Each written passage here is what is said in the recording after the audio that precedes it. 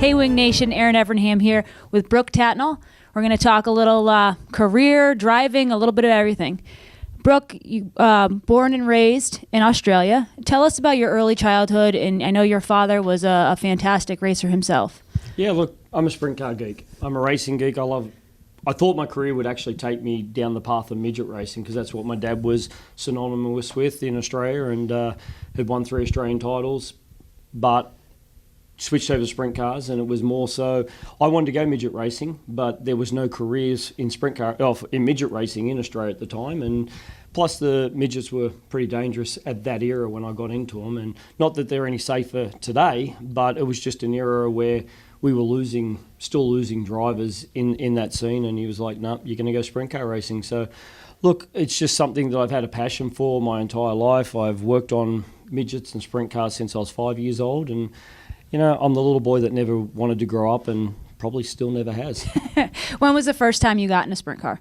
I was 13 years old in a mechanics race. I sat on a pillow on a phone book to see over the dashboard. And Safe. I was so fast, it's unbelievable how quick I was. My dad was running on the infield on foot, and he kept on yelling out the gas pedals on the right. But somehow, at some point, I got a little bit quicker than that. So how did things progress from there? After I had my first run in a mechanics race, they then turned around, and at the time you had to be 17 to drive a sprint car. At the age of 13, I still hadn't even raced a go-kart at that point. I jumped in a go-kart and started racing pavement at 14 and did that for 2 years, along with some other sprint car guys that are racing now, Colin, Robert Farr, actually Linton Jeffries. You know, there was a bunch of us all around that same time, but at 13, I did the mechanics race, went to back up the next year, and they said, no, you can't do it. You're underage. You've got to be 17. My dad, Mike Raymond, who is the Chris Economaki of Australia, he turned around. They went and fought with the politicians in sport and rec. You could race a 2 or 3 wheel vehicle at 16, but to be in a 4 wheel vehicle, you had to be 17. So they lobbied together and got the sport and rec to change the laws to 16, which is why a lot of the kids are now coming through at an earlier age. So we got to do that.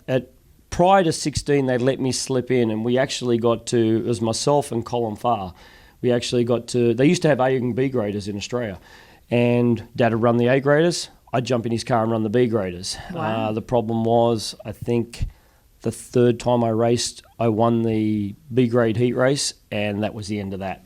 So I had to wait till I was 16 then. So then how did it work when you started racing in the A grade and your dad was also in the A grade?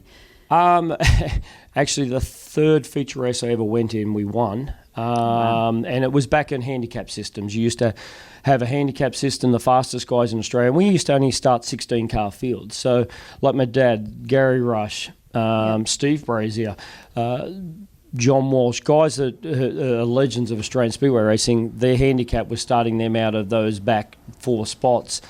I ran my third feature race, won it, and then I got the handicap to be at the back with them. So, look, the transition then was now I never got to really just have those start on the front row learning years. I was thrown in the deep end and had to start at the back, which is probably what helped us. It was a blessing in disguise because realistically it taught you how to pass race cars and taught you how to make the most of the first lap, because in sprint car racing there's certain nights where you get a lot of rain, you'll have super heavy racetracks and you can't pass race cars. So you learn that you've got one lap to get it done. Yeah, absolutely. Yeah, we talk a lot with drivers here about what it was like to race with Steve Kinzer or Sammy Swindell. But for you, what was it like to race with your father, Gary Rush, Max Dumsney, some of the your heroes over in Australia? Oh, look, I've been blessed. For me to race against my dad, my dad was my best friend, my Superman, my hero. It doesn't get any better than George Tatnell in Brooke Tatnell's eyes. And but to have raced against the legends of our sport in Australia, look, a lot of people don't realise that it wasn't just Gary Rush and Steve Brazier that opened up the doors for Australians to come to America. There's Brett Lacey, John Walsh, Max Dumsney. All those guys are why you see Australians in America today. And as I said, to race against those guys, I was still in awe. I am still in awe. I probably came into the sport at one of the best times there was. We had the pioneers that did the hard yards to get us into sponsorship, into marketing, get us on TV. And then I've been through where the sport was at its highest peak, and to come to America and then race against the Doug Wolfgangs, who I'm the biggest fan of, to go through those guys and Steve Kinser, Sammy Swindell, to go through the Donny Schatz, David Gravel and that. And, look, it's pretty neat when you sit back and look at all the guys I've got to race against, and and I've been fortunate enough to beat them and have my butt kicked by them. You had a lot of success early, you just talked about, but we've had conversations before where you said that you didn't have a lot of natural talent, which I don't buy at all, that you had to work at it. Obviously, there's a combination of that. I mean, if you had success off the bat. Look, I'll use Gary Brazier as an example.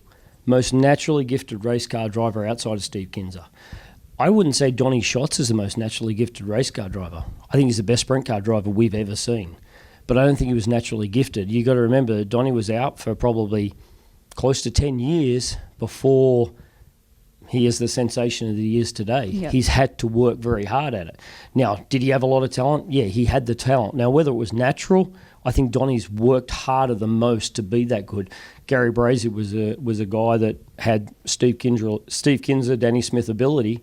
Yep. That all came natural, but didn't work as hard and didn't want the desire and the passion. And that's the thing. I look at Steve Kinser, I can look at his 19 World of Outlaws championships. That's pretty good, pretty staggering. But what's more staggering is how long he raced for, and he was winning races every year. And to do it on the road, I don't think a lot of people realise how gruelling the World of Outlaws is, and especially how gruelling it was back then. Yeah. It's pretty comfortable doing it in a motorhome today, but they were doing it in pickups and dualies and vans. Absolutely.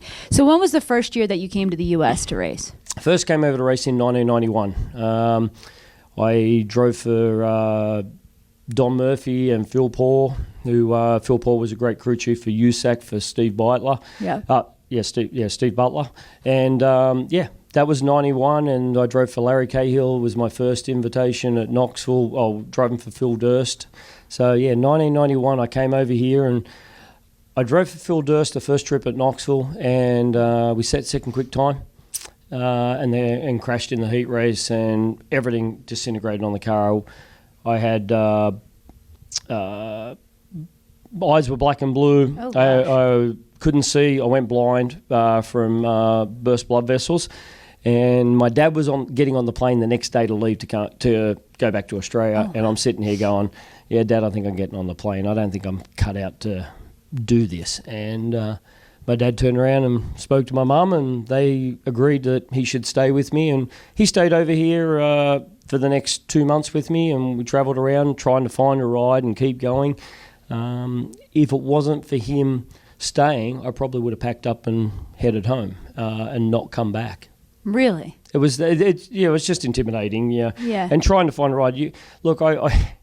Daryl Saucer was one of the first guys I handed my driver portfolio to, and he looked at it and says, "I don't see anything here in America. I don't care what you did in Australia." And that was my introduction to meeting American car owners. And it's like, so where do I go from here? And Sleepy Tripper's I'm a massive. He's probably the closest thing you're going to get to my dad in my books. And I sat down and spoke to Sleepy, and so he's like, "Oh, dude, you just got to keep fighting away. Who cares? Just keep working at it." Wow. So how different was sprint car racing in Australia compared to here in the U.S. back then? Back when I started, it was really the turn of what was run here this year ended up in Australia the following season. Prior to that, like my first race car was a 1984 Nance, and that was in 1988. Okay. So so most cars were about 3-4 years behind.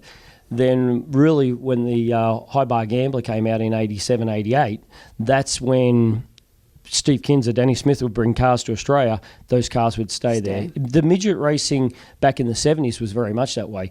Foyt, Rutherford, those guys would all come to Australia, and they would bring Mel Kenyon, they would bring their current cars, and then someone in Australia would end up with them. But the sprint car racing, it never really happened that way. It was more a couple of years behind. But as I said, pretty much the 90s, you can guarantee Australia was 6 months. Whatever was invented and was the latest and greatest here in August, it was in Australia by November. Wow. So when did you make the transition to pretty much live in the U.S., and how many years in a row have you gone back and forth between Australia and the U.S.? I have not stopped coming back and forth since 1991. Wow. The only year I did have off, I broke my back and compressed vertebrae in 1994, and I wasn't healthy enough to come over here, so I decided to go try my hand at touring car racing in Australia on blacktop, which is more, it's the circuit racing. So I gave that a crack. What'd you think of it? I loved it. I mean, I did. I just want to drive race cars. I mean, go give me a go-kart, I'll race that. Give me a four-wheeler, I'll race that. I just love the thrill and adrenaline of racing. But yeah, no, look, probably it started off as 3 months in America, 9 months in Australia. Then it progressed to 4 months. Then it progressed to 5 months. Now it's 9 months in Australia, 3 months back and forth to Australia, and I lost my ride in Australia last year or the year before, last year, and so then this year in America in Australia it was cut back to a 6-week stint. So look, it's more back and forth. But yeah, 1991 it was the first year I came over here and haven't given up chasing the dream yet. And you've had tremendous success in Australia, World Series championships, Grand Annual Classic, Australian titles. I don't even know how many. I just know it's a lot. What is it like to go back there? I mean, you've had plenty of success in the U.S., but it seems like in Australia you're a rock star. Look, the biggest difference is the reality is I go back to Australia and I hop in good race cars, good race teams with a good crew chief. I come to America and, I've had some great crew chiefs that I've learnt from over the years. My shining moment in America, it goes back to 05, 06 with the Rush Racing outfit with Troy Renfro as my crew chief. And we've raced together those 2 years, and then 07 with Larry Woodward. But that's the biggest difference. People don't realise that when I come over here, I don't have a crew chief. Yeah. And I joked that my crew chief is a 7-year-old little boy down there, but the funniest thing is he'll pick up most points and tell me what I've done wrong. But that's the biggest difference. That's why it's not that Australia's any easier. Yeah. A lot of Americans have come to Australia and they get their butt handed to them. Yeah. A lot of Australians come over here and get their butt handed to them. So it's realistically the difference of what your whole package is. I'm driving for Tony Vermeer right now. Tony stepped up when Barry Lewis was pulling the pin on the race team. And I've got an owner now that's invested in the future of the 55 team, the future of Brooke Tatnell. Yeah. But we are still short. I've got 3 good guys that are all volunteers, basically. They Scott maintenances a race car, and I've got Joe and Chad that turn up at races. And that's the difference of what takes to beat the Outlaws and, look, running at Knoxville weekly. Yeah. If you don't have a good crew chief, you're putting yourself that 1 or 2 tenths off, and that's what it takes. Yeah. So you're hinting at the struggles of sprint car racing. You've been around the sport for a lot of years. Talk about, fans just see the glitz and the glamour of the cars, the motorhomes, the trailers, but talk about what it's like life on the road, times when your momentum's down, times you get hurt. Talk about the tough side of the sport. I'm glad you said I've been around for a lot of years, not forever. So, because I was going to point out that I was racing against you. But look, when I first came over here, you saw the motorhomes. Yeah. Look, I came over here and I've lived in a Pontiac Grand Am. Yeah. That was how I spent 3 months traveling around America trying to figure out. I've done the Greyhound coaches where you catch a Greyhound coach to the depot. You then get on a shuttle bus that takes you to the airport, and then you stand there and wait till you see someone with a sprint car shirt on, and you ask, can you get a ride to a racetrack? Because they've got a sprint car shirt on, you try and get a ride. But I've had a lot of people help us over the times. Then you go through the stages of, you see the motorhomes come into it, diesel pushers, and then you see these guys rolling in. And in '99, I ran our own race team with the help of Roger Johnson, who has been a massive input in my career and also the sport and a lot of other people. But '99, we ran our own race team. I drove the truck. I was in the truck with the guys, and we'd get a hotel room, and I had 3 guys in a hotel room, and 1 or 2 of us in the bunk of the truck, and then we do a rotation system. Yeah. And I didn't quite grasp. I thought it was all prima donna motorhomes. Then you get a motorhome. And then you realise that you're out there busting hump all day in getting the car maintenance and doing all that work. Then these guys turn around, go back to their motorhome, sit in air conditioning, have a shower, come out, and they're fresh to go racing. And you're sitting there sweaty and wore out before you've even started. Yeah. So I then realised after I had a motorhome, they're not prima donnas. It's a necessity to be fresh, to compete at the best. So, all the motorhome aspect, I was against provisionals because it just then started to mean we had to get bigger haulage. The car owner had to buy not just a kit car to have upstairs. Now it was a kit car plus a complete car plus an extra motor to have in that car. So it just added the cost of racing. But for the guys on the road running the Outlaws, you're away from home, so you've got to have that. But look, the one thing is I think a lot of people have caught on with the marketing side of things, and I think that's something that America was slow at. Australia's, you got to look at Australia. The population of Australia is sitting in California right now. Yeah. So every entertainment dollar, and that's what the sport is. It's an entertainment dollar. It's a business. It's marketing, and we've always had to be there in Australia and look after it. And now it took America quite some time to catch on. I mean, let's face it, we're still working off a base model over here of Jeff Gordon. Yeah, absolutely. You mentioned home. You have a family, Amy, and your 2 kids, Garrett and Emma. How did that change you as a driver, becoming a father, being a husband? It didn't change me at all as becoming a driver. It made zero difference. I'm still the arrogant bastard, if I can say that, when I put that race suit on and I go racing. What it changed me as, it made me a better person. I was focused. It's always been a joke. I've always focused everything's. I've at one point, I would put racing over my family, parents and my sisters. The race car meant everything to me, and racing meant everything. And it took a while to realise that, look, realistically, it's family racing. Yeah. And because without the family side of things, at the end of the day with this racing, there's so many ups and downs. I mean, I've had broken backs, I've broke my neck, I've got pins and rods and screws and plates through my body. And it's those tough times that you realise that race car, you've got to prioritise things, and the family made me a better person. Amy's, look, my grounding footprint. She'll turn around. She's my harshest critic. She already got on the phone. 6:30 this morning, the phone's blowing up. Well, what the hell happened last night? What did you do last night? Amy. Why this? Why that? Why is your car sliding through the corner? Why are you drifting up high? Why can't you do this? Why can't you do that? But becoming a dad, my crew guys will tell you I'm a better person in the pits, and I'm calmer when things go wrong when my son's there, because I'm trying to teach him, you can't throw helmets, you can't throw steering wheels. Not that I ever did, but you can't. Never? Not once? Not once, because my mum threatened me. She said, the first time I ever hear you, and I'm still scared of my mum, the first time I ever see you throw a steering wheel or helmet, I will pull the pin, you'll never race again. Really? Now, she didn't say anything. I couldn't throw lumps of clay off the racetrack at another driver. So have you done that? I've done that. Not Where did proud that happen? It may have happened twice.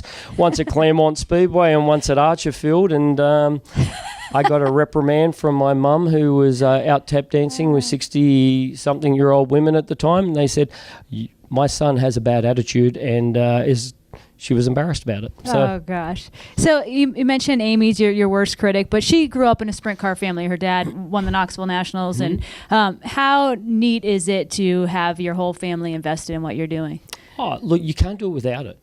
Steve Kinzer, Doug Wolfgang couldn't have done, Sammy couldn't have done and raced as long as they did without their family's investment behind them. And it's no different to me. Look, Amy's my harshest critic, but she's my biggest supporter. Yeah. She is very similar of a footprint of a person as my dad. She'll ruffle feathers and she'll tell you what she feels. But look, I'm sitting here every week. I drive 5 hours from home, Saturday morning down to Knoxville, and 5 hours straight home after the races every night. Get home at 5:30 in the morning, and I've got a little guy in that pits there that turns around and makes those miles so much easier. And after a bad night, you can look in that revision mirror, and I got this little kid in his crew uniform or his race suit. Awesome. He's covered in grease from head to toe, and you see this smile on his face, or you get to have a bad night and he'll walk up and go, "Hey, Dad, you did your best." You know, it's different little things like that that turn around and make you realise how lucky you are. I mean, look, I'll be honest, those drives, when you're on the road and you're doing the outlaw deal, the 10-hour drives are nothing because you're going to a different racetrack. Yeah. You're in a constant move. You've got a different thought process. When you're running a weekly show and you've got the same drive week in, week out, it gets a little bit monotonous. So, you know, people go, "Where are you at?" "Oh, well, I know I've got to be coming up to mile marker such and such." So you get that gist of it. But, you know, having that little guy with me, like Emma, like my daughter Emma, she's right behind Dad. She loves her horses. She loves showing horses. And, you know, like I said, if my kid doesn't want to race or doesn't want to be a part of this sport, that's fine by me too. Yeah. That doesn't faze me. But having him come along, it's inspired me and rejuvenated, and it's got that kick and passion to keep going because he so badly wants to race, and I'm so far from being done. I'll sit here and tell people, say, "How much longer do you want to race?" "At least another 10 years. Really? Yeah, I still love the sport and I've got the passion for it, as what I did when I was 16. I'm just a lot smarter now than what I was at 16. Are there ever times, or have there ever been a time where you've been kind of worn out, you've had a bad experience with a car owner or a string of injuries? Has there been a time in your career where you've been like, maybe this isn't working out? 4 years ago, I sat there. I thought I remember a time we had some conversations. It was 4 years ago. I sat there and I was driving for Barry Lewis. You know, we were on a very limited budget. I had the car at my place, so I was doing all the maintenance. I was driving the truck everywhere. I'm the crew chief. I was going to races with Garrett, hoping, you know, that someone was going to be there to drive the mule and help Garrett along. Then I'm working a full-time job in construction, and then you come home and you try to get the maintenance done on the race car, but also try and be a husband and a father, and it took its toll. I sat there and went, I don't know if this is all worth it. Well, I then get back on a plane, I go back to Australia, and I get back in at the time with Cricky Motorsports, and we went racing, we go win World Series, and I go, you know what, life ain't so bad. Yeah, that helps. You have a pretty much a full-time job during the week, which isn't really common for a racer, you know, a sprint car racer at your level with your amount of success. Do you do it for the financial support, or is it, I know everyone talks about how you're just an incredibly hard worker. What is it, you know, why do you work full-time and then try to be a full-time racer on top? That's crazy. I would love to be back to a full-time racer. In a perfect world, I'll be a full-time racer today, tomorrow, any day for the next 20 years. That'd be great. But when the economy tanked, I lost my ride. Okay. Things were tight, and I got 2 young kids, and I couldn't afford to sit around and wait for the next opportunity, and there weren't many opportunities around. We lost a lot of car owners that period of time. So, look, that's when that dad thing changes you. Yeah, it changes you as a driver. And I've got to look at what's going to be best for my family. So that's why I got into the construction thing and building houses for Rice Creek Building. And look, it's not really a job, because when I turn around and say, "Hey, there's a race on Friday night, do you mind if I not turn up?" And they're like, "Well, yeah, do you want us to come with you?" So, look, I'm lucky in that aspect, but that's what it is. And look, I'm a worker. Yeah. The day I slow down will be the day I die. So, but it's more the financial things. And look, if me working 2 or 3 jobs is what keeps me in racing and keeps my family and is going to give my kids the opportunity in life to live a life that I lived. Yep. Not whether that be racing or whatever, but have a good life and have parents that are 100% behind them. Well, that's what I'll do. Absolutely. So how does a sprint car racer who's raced till midnight, 1, 2, 3 in the morning, work a job that they get up at 5 or 6? Like, how do you manage that schedule? Don't think about it. Look, it's like anything. If you want something bad enough, and it goes back to not having the natural talent. And if you don't, Doug Wolfgang was the best, said it to me, and I go back, got to be about 91, 92, and Doug's in the 49 car, and next morning he's out running. And I'm sitting there going, "Doug, why are you out running? I mean, you're out busting hump. Now you're working on the race car." Yeah. And it was a joke, I'm sure of it, because that guy, maybe he's crashed and knocked his head a few times. He turned around and said, "I'm not as good as Steve Kinzer." So I've got to figure out how to be better than Steve Kinser, and if I can be fitter than him, then that's my advantage. And, you look at Sammy. Sammy was so in-depth in the technology and being his own crew chief. And Sammy's a big part of why I'm still here. When Roger Johnson helped me out get a ride, Sammy was my mentor. And I don't think a lot of people realise, I think Sammy had a lot to do with me getting in Lonnie Parsons' race car to continue the World of Outlaws when I'd run out of money of running my own race team. So, look, you just got to work hard at it, and it's easy if you enjoy it and you have the passion. Absolutely. What would you consider to be your greatest accomplishment in a sprint car? I'm still here. Look, I've rolled into this is my 30th year of driving sprint cars, and I've won a feature race every year in that 30 years. There's a lot of people that never win in their rookie year, so that's something I'm proud of. And it goes back to the Steve Kinser thing. I don't know really. I'm still trying to find what I'm the proudest of. The fact that I don't think I've stood on too many toes and in the aspect or done the wrong thing by too many people. I think that's probably what I'm more proud of right now. Look, I'm going to sit back in 10, 15 years when I decide to hang up the helmet or are forced to, because I got a little kid out there that's, Dad, I can see over the dashboard now. I don't really know what it is. We look at things so different. I can sit there and say right now, one of the proudest moments was I got to beat two of the best Australia ever had in my rookie year, winning a feature race, and my dad ran second and Gary Rush ran third. I can sit here and say it was an honour to be the first Australian to win a World of Outlaws show. And the guy I passed to win was Sammy Swindell. I drove around the outside of him on the last corner. So my mentor, I got to pass, and I got to do it with Cork Grandstaff, who was a great car owner, that he didn't have a lot of equipment, didn't have big dollars, but he loved racing. That's awesome. So one of your greatest accomplishments wasn't being with me and crew chiefing while I won and flipped out of the racetrack?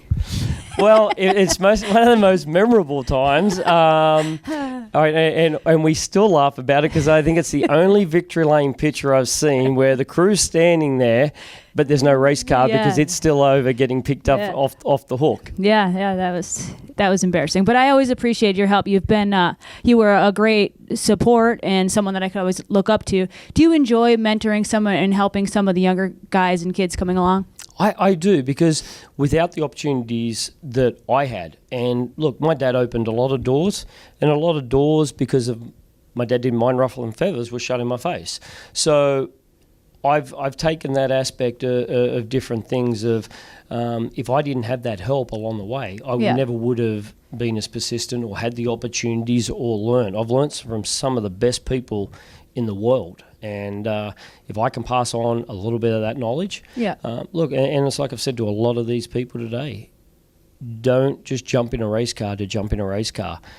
It'll hurt your career and hurt you physically more than it will help you. But I do enjoy it. I do enjoy seeing the other sides. Like, look, we put Garrett in a go-kart for his first time. He drove McKenna Haasey's kart, and I was just the proud dad there. I didn't care if he rolled around the bottom and putted around and got lapped 15 times. I just wanted to be the dad that went and had some fun with his son.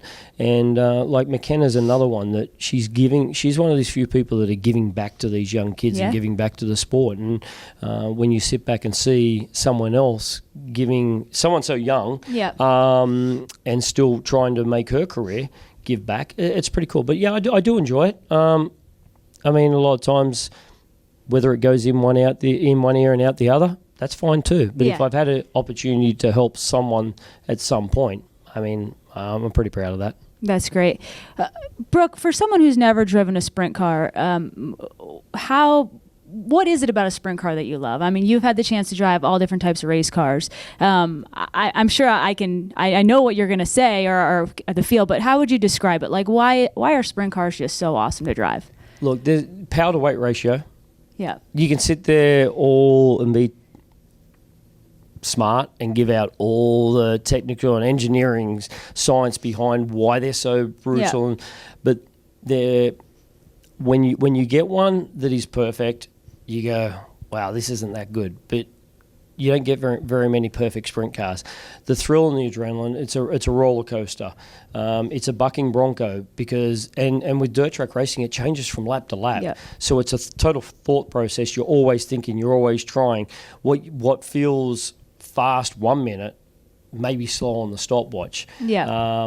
Look, there's just nothing that can compare to a sprint car.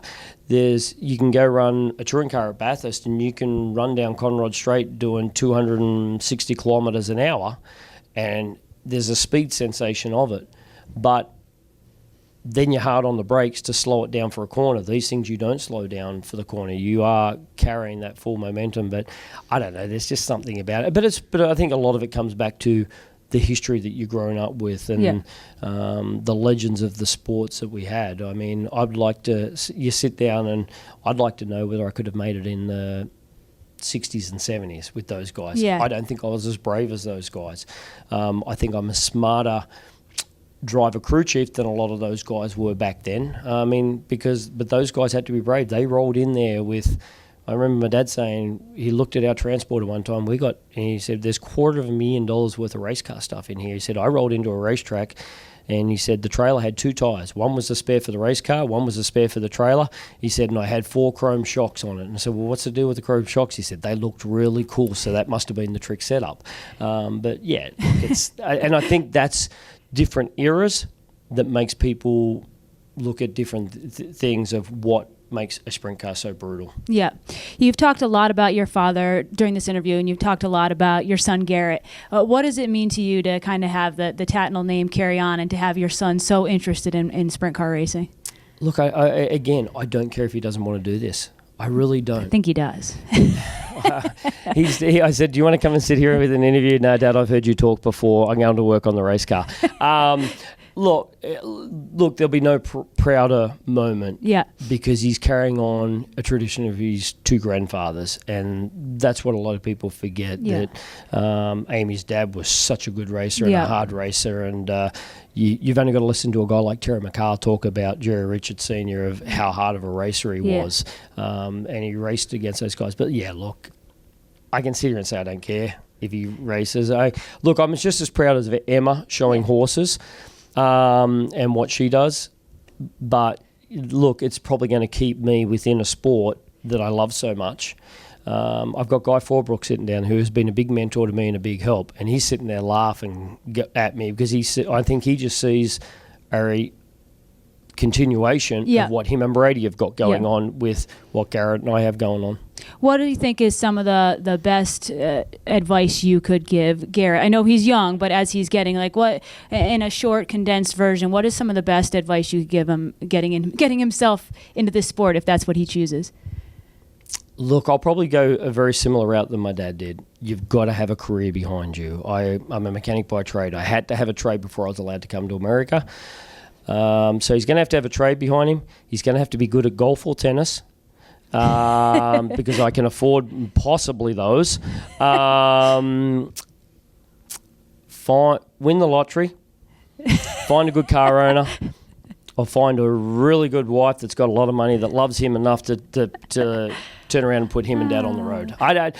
Look, it's about enjoyment. If I made a promise to Alan Felsh, who was my crew chief when I first started, and he's like a second dad to me, and he said, "Brooke, the one thing I want you to promise me is when this stops being fun, you'll quit." And that will probably be the biggest advice I'll give Garrett. Awesome. Well, Brooke, thank you so much for sitting down with this interview, and I hope you have a lot more years of fun then. I'm going to have a lot more years of fun, and look, the sport's in great hands right now. We've got promoters that are wanting to promote. We've got racers that love to race. And I think a lot of people are realising there's nothing wrong with just being a dirt track racer. You don't have to be a NASCAR driver. Yeah. You can be. There's another Donnie Schatz out there. There's another Steve Kinser out there somewhere. Luckily, there's probably not another Brooke Tatnell. Probably not. Well, you talked about racing with your dad, so we look forward to the day where we see you racing with Garrett.